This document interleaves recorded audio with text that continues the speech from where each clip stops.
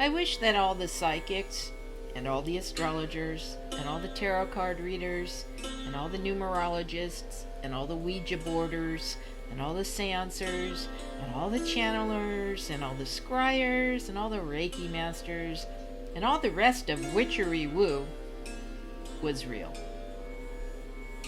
I would have something to look forward to. You know, besides perpetual disappointment. When I was a kid, my mother had an interest in astrology and card reading. I grew up a few minutes away from the 1960s Cultural Revolution. By the time I was 12 or 13, Hippy Dippy had made it to the suburbs. It wasn't unusual for my mother and her pals to sit around the swimming pool, drinking wine, smoking cigarettes, playing tarot cards, and other esoteric parlor games.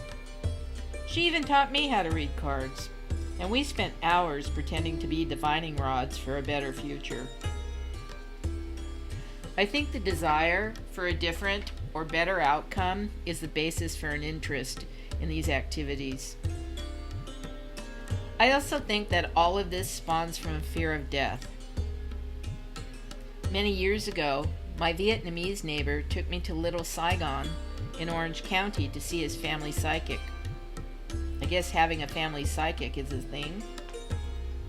The psychic was non-binary.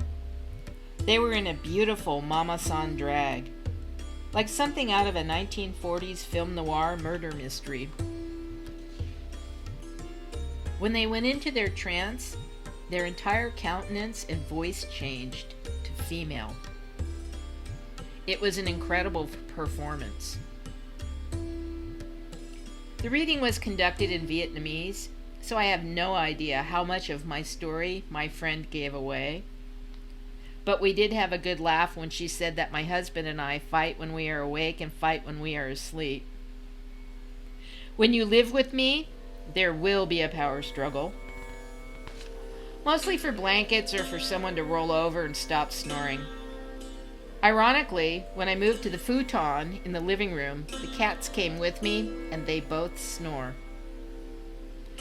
The Vietnamese psychic told us that I was going to be famous. There was a symbol in my hand that indicated as much. They also said that I would be known for my work behind the scenes. What the hell does that mean? Shadow bands and algorithms, perhaps? Oh, and that on a scale of 1 to 10, 10 being Bill Gates, I would be at a 5 or 6 financially. I wonder if that was an amortized scale. I heard from a friend just the other day that you can go to school and learn to become a psychic. I said, here, let me save you some money.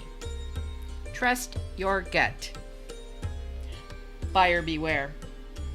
Hope is the playing field of charlatans and tricksters. Someone on the internet once insisted with me that astrology was the real deal. I come up against this a lot. Well-meaning folks insisting that it's how the stars and the planets are aligned at the time of a person's birth that determines their personality and fate. As if social class, family dynamics, cultural modeling, conditioning, and other institutional factors determine nothing about how a person and their character is shaped. So I took that person to task. I said, if astrology is real, you should be able to tell me my sign, right? So what is it? After 4 or 5 incorrect guesses, I finally told her.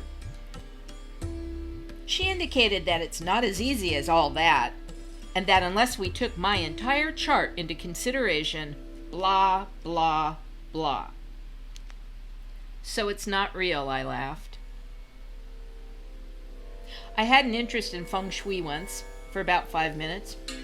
I had ventured into a shop in Chinatown to gather some stuff to change the energy at home.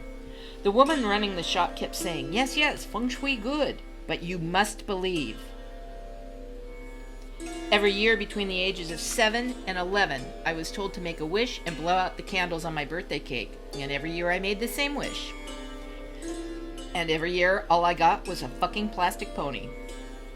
No one told me terms and conditions apply to the so-called law of attraction. Yes, you must believe, Let us pray.